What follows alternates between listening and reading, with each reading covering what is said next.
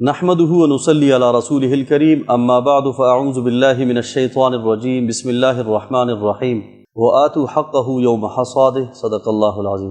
اللہ تبارک و تعالیٰ نے مالی استطاعت رکھنے والے ان مسلمانوں پر جن کی آمدنی چاہے زمین سے ہو یا تجارت سے ہو، ان پر زکوٰۃ فرض کیا ہے، اور اس کے لیے باقاعدہ اللہ پاک نے نصاب بھی رکھا ہے۔ جو زمینی پیداوار ہوتی ہے اس میں عشر مقرر کیا گیا ہے۔ زمین کے پیداوار کی مختلف اقسام ہیں۔ کچھ زمین بارش کے پانی سے سیراب ہوتے ہیں یا چشمے سے سیراب ہوتی ہیں یا نہروں کے کناروں پر خود بخود سیراب ہوتی ہیں، جن کے لیے محنت اور خرچی کی ضرورت نہیں پڑتی، ان پر عشر جو کہ 10واں حصہ کہلاتا ہے واجب ہے۔ اور اسی طرح وہ زمین جو ٹیوب ویل سے آباد ہو یا اس نہر اور دریا سے آباد ہو جس کے لیے قیمت ادا کرنی پڑے یا کرایہ دینا پڑے یا اس کے لیے محنت اور مشقت اٹھانی پڑے، جس میں جسمانی یا مالی خرچہ آتا ہو، تو اس میں نصف عشر یعنی 20واں حصہ دیا جاتا ہے۔ فصل چاہے سال میں ایک دفعہ ہو یا 2 دفعہ ہو، جب بھی فصل کاٹی جائے گی تو اس میں عشر ہوگا۔ جتنے بھی اخراجات ہوتے ہیں وہ منہا نہیں کیے جاتے ہیں جو پیداوار سے پہلے ہوں۔ اگر کوئی شخص پیداوار کاٹنے کے بعد اخراجات کرتا ہے تو اس کے اخراجات عشر سے منہا کیے جاتے ہیں۔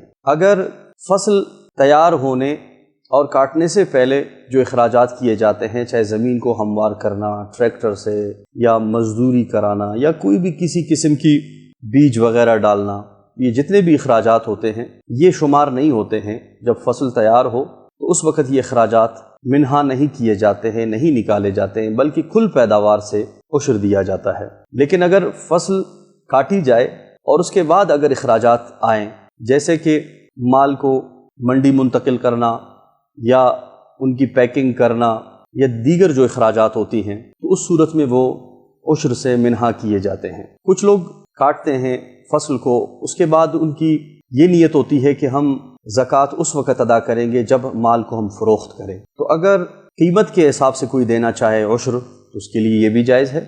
اگر کوئی شخص اس پیداوار سے عشر دینا چاہے تو یہ بھی جائز ہے۔ جہاں غریب اور مسکین محتاج ضرورت مند کا مفاد ہو، جس طرح کہ کسی منڈی میں اگر قیمت زیادہ ہے اور اس فصل کو وہاں پہنچا کر وہ چیز زیادہ مالیت پہ بکتی ہے اور اس کے بعد اگر عشر نکالی جاتی ہے تو غریب اور مسکینوں کو زیادہ سے زیادہ ملنے کی امید ہوتی ہے، تو یہ سب سے بہتر اور افضل ہوتا ہے۔ لہٰذا ہمیں اس معاملے میں اپنے مسائل اور اپنے ان احکامات کی طرف خصوصیت کے ساتھ معلومات حاصل کرنی چاہیے تاکہ ہم کسی بھی شرعی حکم سے نابلد نہ ہوں اور اس پر عمل درآمد کرنے میں ہمیں دشواری نہ ہو۔ وآخر دعوانا الحمد للہ رب العالمین۔